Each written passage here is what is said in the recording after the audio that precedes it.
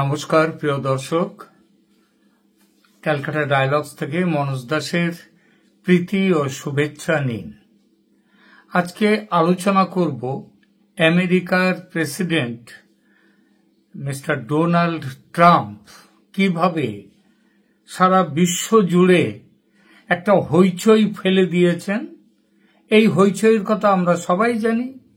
Trump যখন এসেছিলেন, যখন তিনি ভোটে জিতবার আগে তিনি যেসব কথা বলেছিলেন এবং ভোটে জিতবার পরে তার প্রায় জানুয়ারিতে প্রায় 1.5-2 মাস পরে যখন তিনি শপথ নিলেন প্রেসিডেন্টের পদে, ক্ষমতায় বসলেন, তারপর থেকে একের পর এক যে সমস্ত কাজ তিনি করছেন সেই কাজগুলো কতটা আমেরিকার পক্ষে ভালো কিংবা কতটা সেটা পৃথিবীর পক্ষে ভালো, এই নিয়ে আজকে 2-4 কথা আলোচনা করব।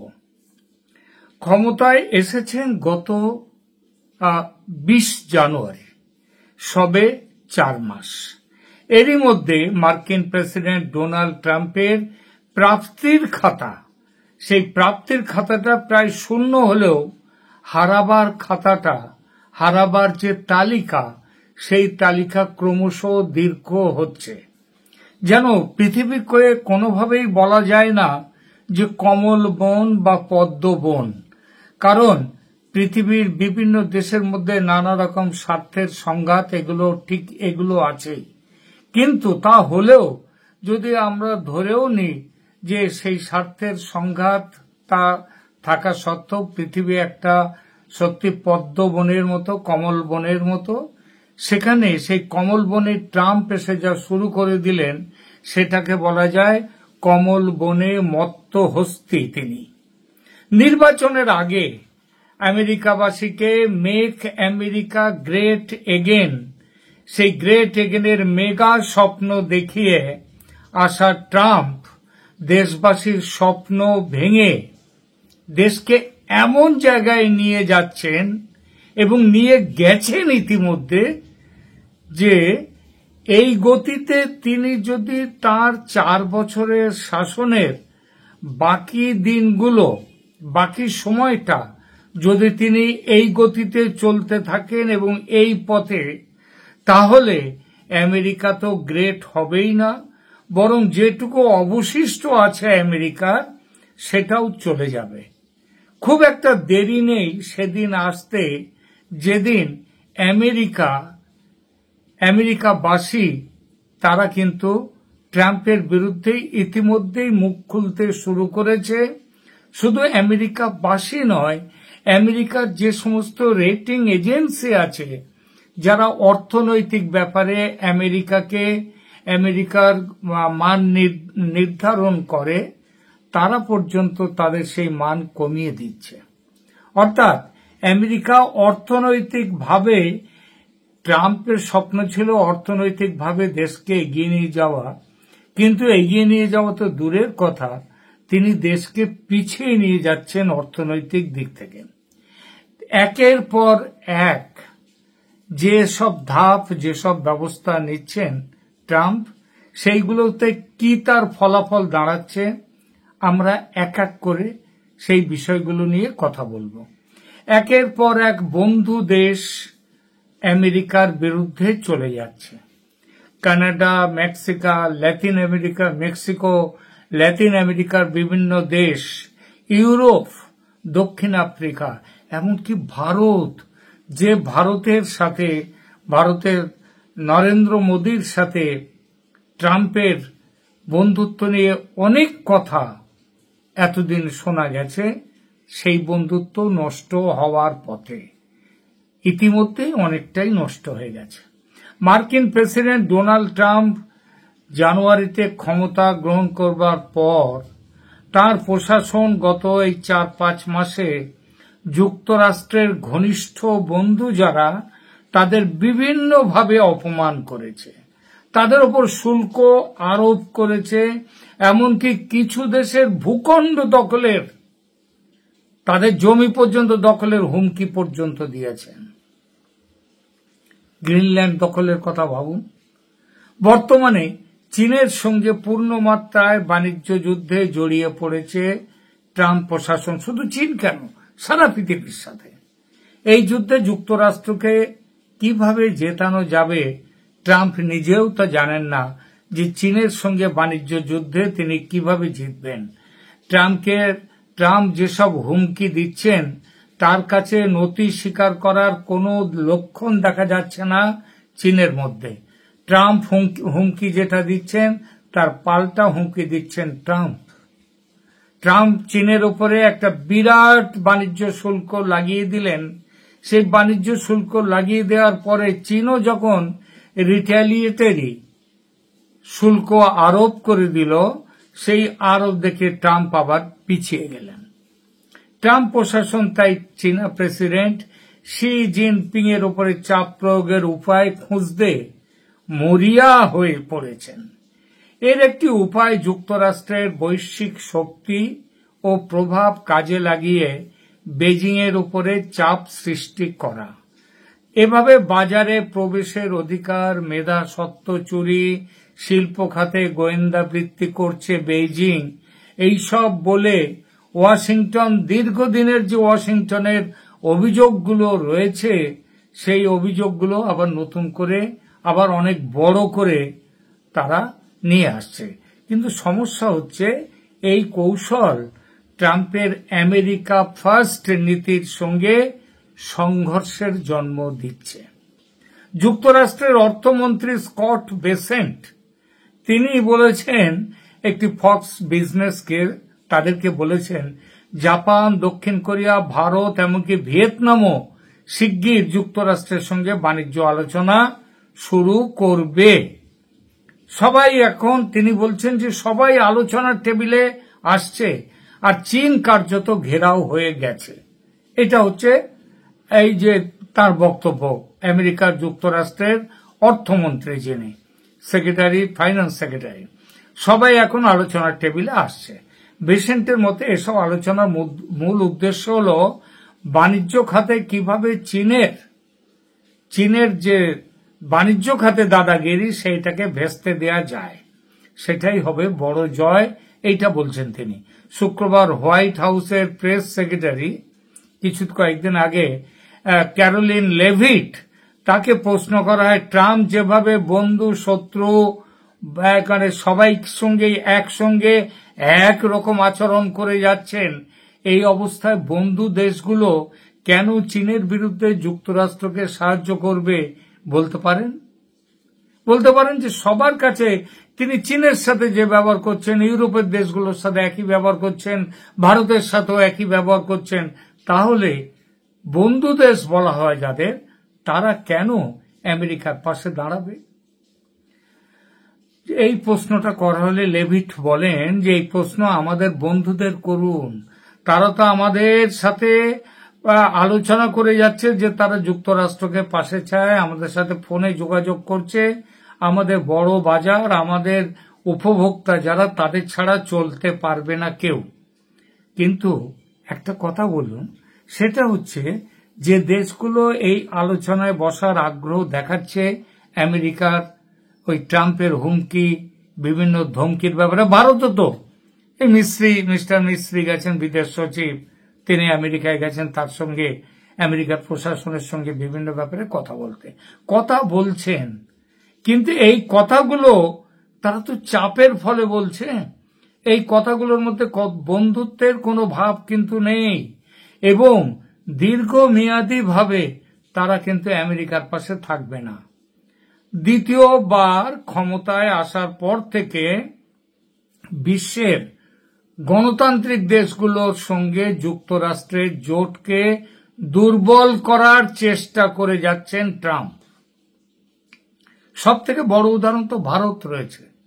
ভারতের সঙ্গে গণতান্ত্রিক দেশ, বিশ্বের অন্যতম গণশ্রেষ্ঠ বৃহত্তম গণতান্ত্রিক দেশ ভারত, সেই ভারতের সাথে তিনি যুক্তরাষ্ট্রের জোটকে ইতিমধ্যেই অনেকটা দুর্বল করে ফেলেছেন। ভারত পাকিস্তানের যে যুদ্ধটা সাম্প্রতিক হলো, সেই যুদ্ধ এর উপরে তিনি যেভাবে নিজেকে প্রচার করার চেষ্টা করেছেন সেটা তো ভালো নয়। তিনি যেভাবে ভারত এবং পাকিস্তানকে এক জায়গায় ফেলে রেখে দিয়ে পাকিস্তানের একটা সন্ত্রাসী জঙ্গিদের সরকারকে তিনি যেভাবে সমর্থন করেছেন সেটা তো ট্রাম্পের যে উচ্চতা অনেকটাই নামিয়ে দিয়েছে সারা পৃথিবী জুড়ে। একাধিকবার তিনি ইউরোপীয় ইউনিয়নের দেশগুলোর সমালোচনা করেছেন, তাদের বিরুদ্ধে গিয়েছেন, বলেছেন, তিনি এমন কথাও বলেছেন ইউরোপীয় ইউনিয়ন গঠিত হয়েছিল মূলত বাণিজ্যে যুক্তরাষ্ট্রকে ক্ষতিগ্রস্ত করার জন্য। ভাবুন তো, ন্যাটো তৈরি হয়েছিল একসময় সুরক্ষার জন্য, ইউরোপ আমেরিকা এদের সুরক্ষার জন্য। কার হাত থেকে বাঁচার জন্য? সোভিয়েতের হাত থেকে বাঁচার জন্য। তিনি সেই ন্যাটোর বিরুদ্ধে, ন্যাটোর মধ্যে যেসব দেশগুলো রয়েছে তাদের বিরুদ্ধে কথা বলে যাচ্ছেন। এই ইউরোপ বিদ্বেষ তার প্রশাসনের অন্যান্য বিভিন্ন কর্মকর্তাদের মধ্যেও আছে। ভাইস প্রেসিডেন্ট জেডি ভান্স, তিনি মিউনিখ নিরাপত্তা সম্মেলনে এবং ইয়েমেনে বিমান হামলা সংক্রান্ত আলোচনায় ইউরোপের উদ্দেশ্যে বেশ কিছু খারাপ কথা বলেছেন। মিউনিখ নিরাপত্তা সম্মেলনের বক্তব্যে ইউরোপের তীব্র সমালোচনা করেন মার্কিন president vice president JD Vance.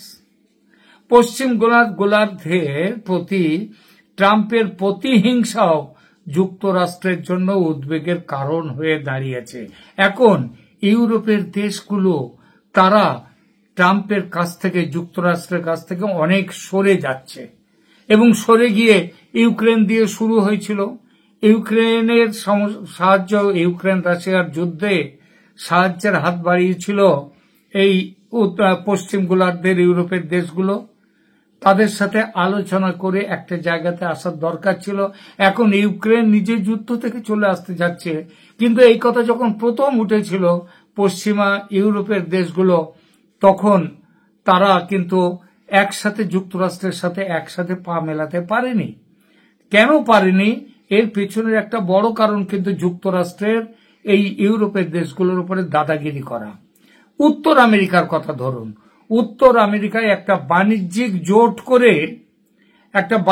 জোট করে চীনের বিরুদ্ধে, উত্তর আমেরিকা মানে ওই কানাডা, মেক্সিকো ইত্যাদি যে সমস্ত, কানাডা এইসব দেশগুলো রয়েছে তাদের কথা বলছি, তারা করলে তাদের সাথে চীনের বিরুদ্ধে একটা জোট তৈরি করে দীর্ঘদিন ধরে চীনকে দমন করার বাণিজ্য যুদ্ধে চীনের বিরুদ্ধে একটা জোট করার পরিকল্পনা করছিল যুক্তরাষ্ট্র। কিন্তু ট্রাম্প করলেন কি? ক্ষমতায় এসে বারবার কানাডা দখলের হুমকি দিলেন, মেক্সিকোর ওপর কঠোর শুল্ক আরোপ করলেন, অন্যান্য দেশের ভেনেজুয়েলা ইত্যাদি দেশের তাদের যারা এসছিল অবৈধ অভিবাসীদের তাদের কোমরে বেড়ি পরিয়ে, হাতে বেড়ি পরিয়ে তিনি ফেরত পাঠাবার ব্যবস্থা করলেন। তো এই সমস্ত করে এবং আরো নানা রকম ভাবে তিনি নানা কঠোর ব্যবস্থা নিয়ে তিনি সম্পর্ক খারাপ করে ফেললেন। কানাডার নতুন প্রধানমন্ত্রী মার্ক কার্নি, তিনি দায়িত্ব নেওয়ার পর ঘোষণা করে দিয়েছেন যুক্তরাষ্ট্রের সঙ্গে কানাডার দীর্ঘদিনের যে বন্ধুত্বের সম্পর্ক, সেই সম্পর্ক এখন আর নেই। আর উনি কানাডাকে বলছেন বারবার আমেরিকার 51তম রাষ্ট্র হওয়ার জন্য, রাজ্য হওয়ার জন্য। তো এইসব কথাগুলো তো ভালো কথা নয়, এগুলো কিন্তু ভালো কূটনীতিকের কথা নয়, ভালো রাষ্ট্রনায়কের কথা নয়। মিত্রদের সঙ্গে ট্রাম্পের এমন আচরণ এবারই প্রথম নয়।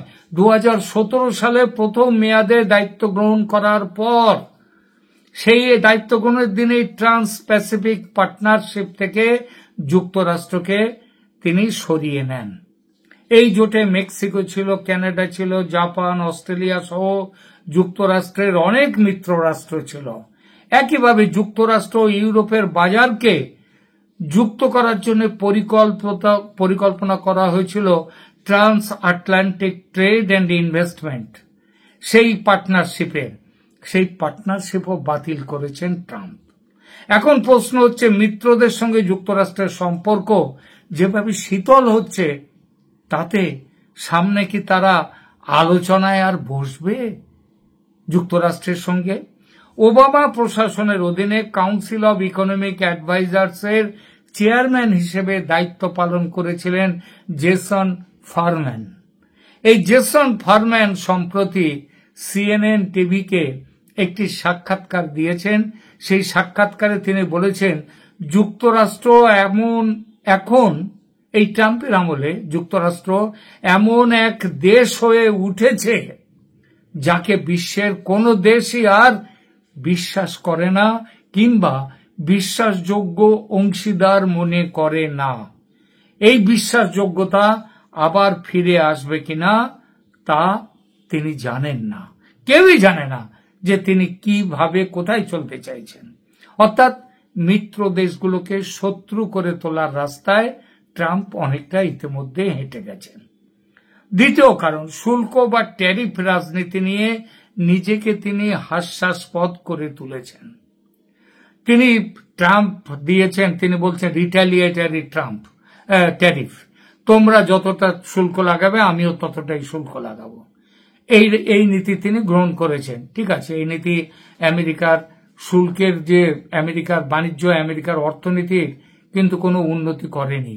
এবং উন্নতি করেনি বলে আপনাদের মনে প্রশ্ন আসতে পারে, ট্রাম্প যে এই যে বাড়িয়ে বাড়িয়ে দিলেন, তারপরে তিনি হঠাৎ আবার 90 দিনের পজ কেন দিলেন? যে 90 দিনের জন্য শুল্ক নীতিকে আপাতত স্থগিত রাখা হলো, এটা কেন করলেন? এমনকি চীনের সাথেও দেখা যাচ্ছে যে বেশ কিছু এই ট্যারিফের ব্যাপারটায় তিনি এগিয়ে গিয়ে পিছিয়ে এলেন।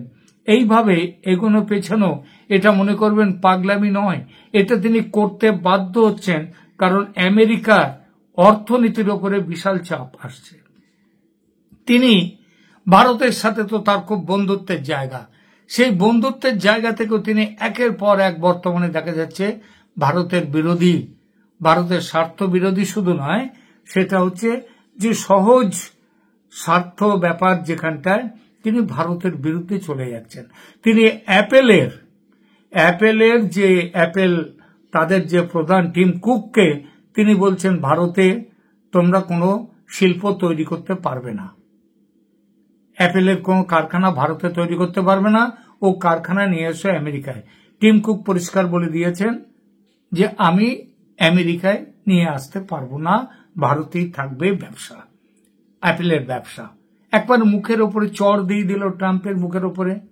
আরে ব্যবসাদার, শিল্পপতি, সে কোন জায়গায় ব্যবসা করবে তার অনেক লাভ লোকসানের অনেক ব্যাপার চিন্তা করে তারপরে সে এগিয়ে যায়।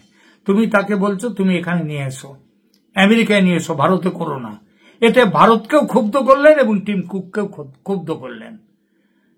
তারপরে যখন টিম কুক তার কথা শুনছেন না, অ্যাপেলের কর্ণধার, তখন তিনি কি বললেন, তোমরা ভারতে করো কিন্তু আমি তোমাদের উপরে 25% ট্যাক্স লাগিয়ে দেবো। এই হচ্ছেন ট্রাম্প। আবার দেখুন অ্যামাজনকে তিনি বলছেন যে অ্যামাজন তোমাদের ব্যবসা, আমেরিকাতে যে ব্যবসা করবে তার উপরে আমি আবার নতুন করে ট্যাক্স লাগাবো। অ্যামাজন বলেছে আমরা মানুষকে যখন দাম বেড়ে যাবে বলে দেবো এটা হচ্ছে এই আমেরিকা যুক্তরাষ্ট্রের ট্রাম্প যে ট্যাক্স বসিয়েছেন তার জন্য এটা দেবেন। এইভাবে তিনি একের পর এক চারদিকে তিনি ধমাকা করে দিচ্ছেন। কোন জায়গায় মনে রাখবেন, কোন জায়গায় কিন্তু জিততে পারছেন না, পিছিয়ে আসতে হচ্ছে। আবার দেখুন এরপরে দেখুন শুল্ক বা ট্যারিফ নিয়ে তিনি তো মুখ পোড়াচ্ছেন, নিজেকে হাস্যাস্পদ করে তুলছেন। আবার এরপরে জায়গায় আসে, সেটা হচ্ছে অভদ্র ব্যবহার।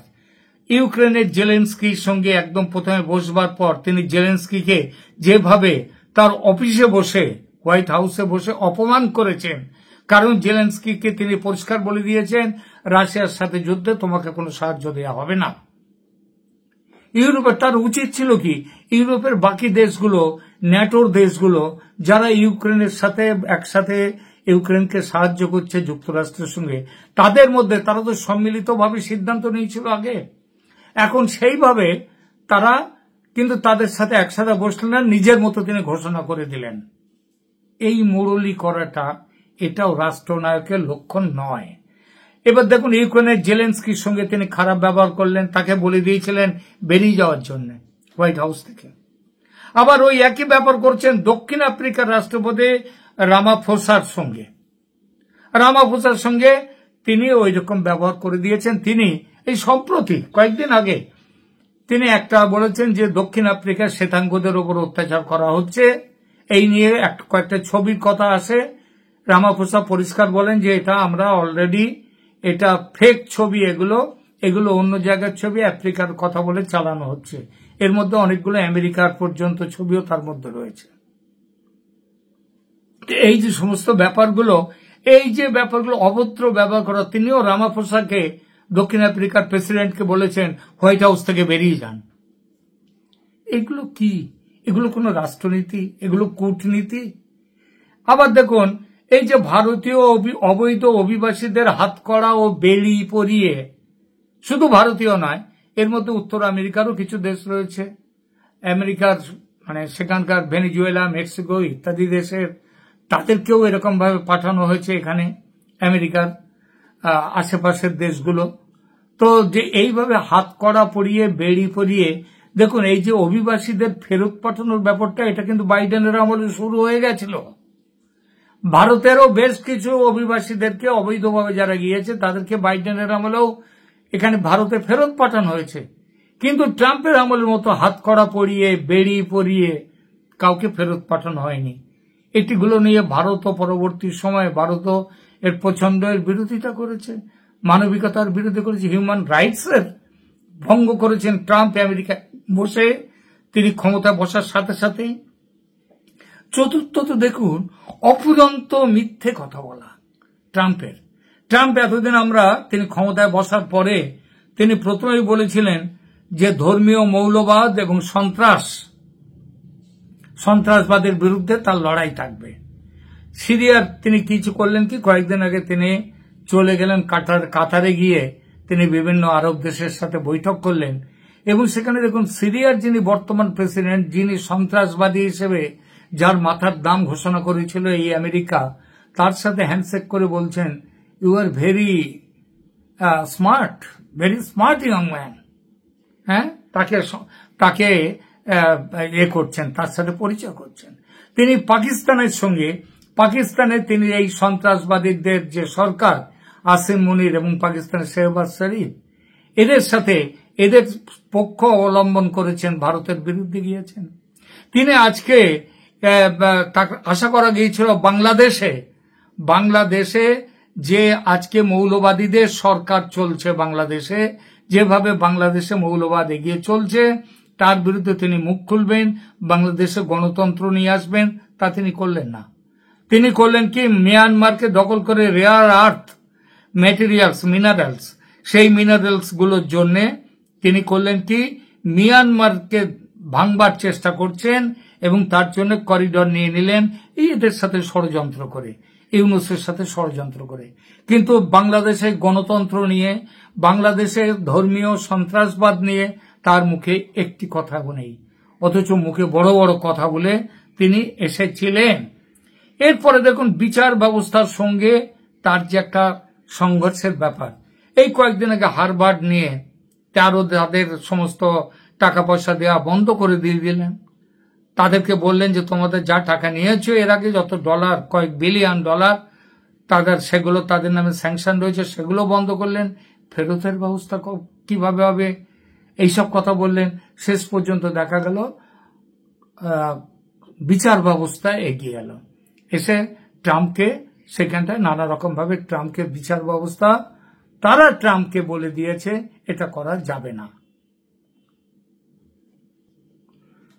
শুধু যে এই হার্ভার্ড বিশ্ববিদ্যালয়ের ব্যাপারে যে এসেছে এই আমেরিকার বিচার ব্যবস্থা, ফেডারেল কোর্ট, তারা যে এর বিরুদ্ধে এই ব্যাপারে ট্রাম্পের বিরুদ্ধে এসছে তা নয়, কিন্তু বিভিন্ন এই যে ট্যারিফ নিয়েও যেটা বলছিলাম, এই ট্যারিফ নিয়ে যে আমেরিকাতে যেভাবে শুরু করে দিয়েছেন ট্রাম্প, সেটা পর্যন্ত ইউএস এর একটা কোর্ট, সেই কোর্ট করেছে কি আদালত, ফেডারেল কোর্ট বলে, তারা কিন্তু এর উপরে ট্রাম্পের উপরে ব্রেক চাপিয়ে দিয়েছেন।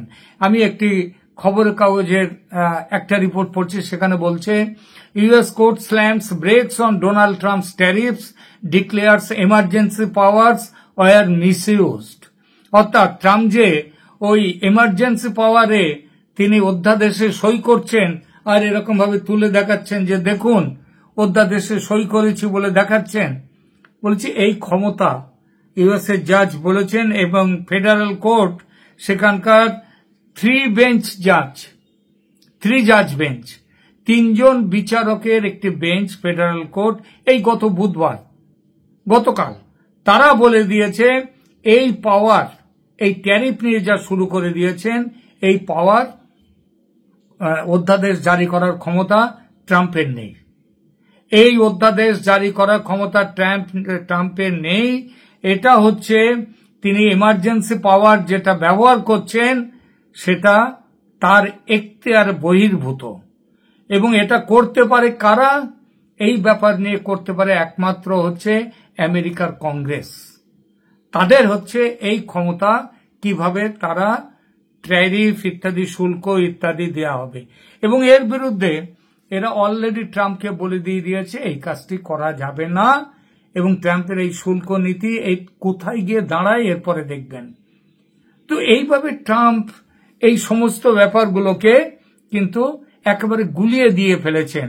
সারা পৃথিবী জুড়ে তিনি হুঙ্কার দিয়েছেন অনেক কিছু, এখনো পর্যন্ত প্রাপ্তির খাতা কিন্তু শূন্য। 90 দিনের ওই যে পজ চলছে, স্থগিত রাখা, সেটা কিন্তু এখনো চলছে, এবং এইটা চলার ফলে কোথায় গিয়ে দাঁড়াবে শেষ পর্যন্ত দেখবেন। শেষে যেখান থেকে শুরু করেছিলেন সেই জায়গায় ফিরে এসে দাঁড়াতে হবে। এগুলো কিচ্ছু নেই, বরং পিছিয়ে যাবেন। ট্রাম্পের এই সমস্ত কাজ, যেসব কাজ শুরু করেছেন ট্রাম্প, তাতে তার নিজের প্রশাসনের মধ্যে, আমরা এতদিন ভোটের আগে জানতাম কি ট্রাম্পের ডান হাত হচ্ছেন কে? Elon Musk. ইলন মাস্ক হচ্ছে ট্রাম্পের ডান হাত। সেই ইলন মাস্ক তিনি কিন্তু পদত্যাগ করেছেন, গতকাল পদত্যাগ করেছেন তিনি। এর আগে ন্যাশনাল সিকিউরিটি অ্যাডভাইজার, তার একটা কাজের জন্য ট্রাম্প তাকেও বার করে দিয়েছেন। মানে একটা সংবাদ লিক হয়ে যাওয়ার ফলে তিনি তাকেও বাদ দিয়ে দিয়েছেন। অর্থাৎ তার নিজের দলের মধ্যে একটা সময় যে ভাবা গিয়েছিল যে তিনি বেছে বেছে যাদেরকে নিয়ে আসছেন তাদের সঙ্গে তাদের দারুণভাবে কাজ করবেন, সব একসাথে থাকবেন, আসলে ব্যাপারটা তা নয়। অনেকে বলছেন যে অনেক ভারতীয় বংশোদ্ভূত তো ট্রাম্পের প্রশাসনে এসেছিল, ভারত তো খুব হইচই করেছিল তাদেরকে নিয়ে। অবশ্যই করার কথা, ভারতীয় বংশোদ্ভূতদের নিয়ে ভারত তো হইচই করবে না এমন তো কোনো কথা নেই, বরং সেটাই করার কথা। কিন্তু মনে রাখতে হবে তারা কিন্তু আমেরিকার স্বার্থ দেখবেন। এই আমেরিকার স্বার্থ দেখতে গিয়ে তারা অবশ্যই দেখবেন ভারতের স্বার্থ থেকে বড় হচ্ছে তাদের কাছে আমেরিকার স্বার্থ। কিন্তু ট্রাম্পের এই সমস্ত কাজের ফলে, এবং তিনি কোনো বিরোধিতা তার মধ্যে সহ্য করতে পারেন না। আমি জানি না, ইলন মাস্ক তো চলে গেলেন, পদত্যাগ করলেন, এর আগে এনএসএ চলে গেছেন, আগামী দিনে আর কারা পদত্যাগ করবেন, তার যারা নিকট বৃত্তে যারা রয়েছে তাদের মধ্যে অনেকেই পদত্যাগ করতে বাধ্য হবেন এবং করবেন, এটা জেনে রাখবেন। একটা জিনিস, ট্রাম্প কিন্তু শক্তের ভক্ত নরমের জন। দেখুন, পুতিন বুঝে গেছে যে জেলেনস্কির ওপরে চাপ দিয়ে তিনি ইউক্রেনের রেয়ার আর্থ মিনারেলস সেগুলো দখল করবার চেষ্টা করেছেন। সে সম্পর্কে তাদের সাথে চুক্তি হয়ে গেছে। রাশিয়া বুঝে গেছে যে ট্রাম্প নিজের স্বার্থে জেলেনস্কিকে ব্যবহার করছেন। এখন রাশিয়া বলেছে যে পুতিন বলেছেন, আমরা জেলেনস্কির সঙ্গে মিটিং করে আমরা নিজেরাই আমাদের সমস্যা মেটাবো, আমেরিকার হাত দেওয়ার কোনো জায়গা নেই। এবং এটা বলার পরে শুধু তাই নয়, তিনি কি বলেছিলেন ট্রাম্প ক্ষমতায় আসার আগে, যে ক্ষমতা গ্রহণের পর 24 ঘন্টার মধ্যে উনি রাশিয়া ইউক্রেনের যুদ্ধ বন্ধ করে দেবেন। এখনো বন্ধ করতে পারেননি, 5 মাস হয়ে গেল। গত পরশু এবং গতকাল রাশিয়া প্রচন্ডভাবে ড্রোন আক্রমণ করেছে। এখনো পর্যন্ত ড্রোন আক্রমণে এমন প্রবলতা কিন্তু দেখা যায়নি, এবং এই প্রবল ড্রোন আক্রমণ দেখে রাশিয়ার তরফ থেকে তিনি বলে দিলেন, ট্রাম্প কি বললেন, যে পুতিনের মাথা খারাপ হয়ে গেছে, পুতিনের মাথা খারাপ হয়ে গেছে, হ্যাজ গান ক্রেজি। এখন এই যে তিনি এই কথা রাষ্ট্রনায়ক হিসেবে তিনি অন্য কথা বলতে পারতেন। আমাদের শশী থারুর সম্প্রতি আমেরিকায় গিয়েছেন এই অপারেশন সিঁদুর নিয়ে, তিনি তার বক্তব্য রাখছেন। সারা পৃথিবী জুড়ে তো ভারত বিভিন্ন টিম পাঠিয়েছেন, আমেরিকায় যে টিমটি গিয়েছে সেই টিমের নেতৃত্বে আছেন, এমপিদের নেতৃত্বে আছেন শশী থারুর, কংগ্রেসের এমপি। তিনি আমেরিকায় দাঁড়িয়ে তিনি একটা কথা বলেছেন যেটা ট্রাম্পের পক্ষে অত্যন্ত কি বলবো, তার সম্মানের তাকে কোন জায়গায় নামিয়ে দিয়েছে, কিন্তু কথাটা মিথ্যে নয়।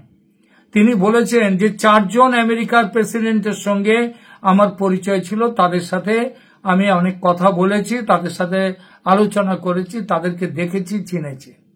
তাদের মধ্যে ওবামা, ক্লিন্টন, এদের কারোর সঙ্গে, এদের সাথে তো আমার কথা হয়েছেই, এদেরকেও দেখেছি। কিন্তু এই যে বর্তমানে যিনি প্রেসিডেন্ট রয়েছেন তাকে যা দেখছি তাতে হচ্ছে ওদের সাথে এর তুলনা করা চলে না। তাদের যে স্ট্যান্ডার্ড, সেই স্ট্যান্ডার্ডের সঙ্গে ট্রাম্পের তুলনা করা চলে না। আমেরিকার বাণিজ্য, আমেরিকাকে ট্রাম্প অনেকটা নিচে নামিয়ে ফেলেছেন। এইখান থেকে ট্রাম্পকে কিন্তু পিছু হটতেই হবে, কারণ পিছু না হটলে আমেরিকার পক্ষে কিন্তু সমূহ বিপদ আসবে। 90 দিনের সময়সীমা ট্যারিফ নিয়ে চলে যাচ্ছে। তিনি রুশ ইউক্রেন যুদ্ধ থামাতে পারেননি, এখনো হামাসের সঙ্গে ইসরায়েলের যুদ্ধ চলছে, তিনি কিছুই করতে পারেননি। প্রাপ্তির খাতা শূন্য, আর এই প্রাপ্তির শূন্য খাতাটাকে ভরাবার জন্য তিনি বললেন অপারেশন সিঁদুরে ভারত পাকিস্তান তাদের যে সন্ধি কিংবা যুদ্ধবিরতি আমি করে দিয়েছি, ভারত পরিষ্কার বলেছে এটা মিথ্যে কথা। তাতে কি ট্রাম্পের গৌরব বাড়ল? একদমই বাড়েনি। সুতরাং এই ভদ্রলোক রাজনীতি, কূটনীতির যে ভালো চেহারাগুলো দেখেননি, সেগুলো জানেন না। তিনি মেক আমেরিকা গ্রেট এগেন বলে মানুষের আশার ফানুসটাকে উড়িয়ে দিয়েছেন, দিয়ে তিনি যেসব কাজ করছেন তাতে সে ফানুস ফুটো হয়ে নিচে পড়ে গেল বলে। এখনকার মতো এখানেই রাখছি। ভালো থাকবেন, ধন্যবাদ।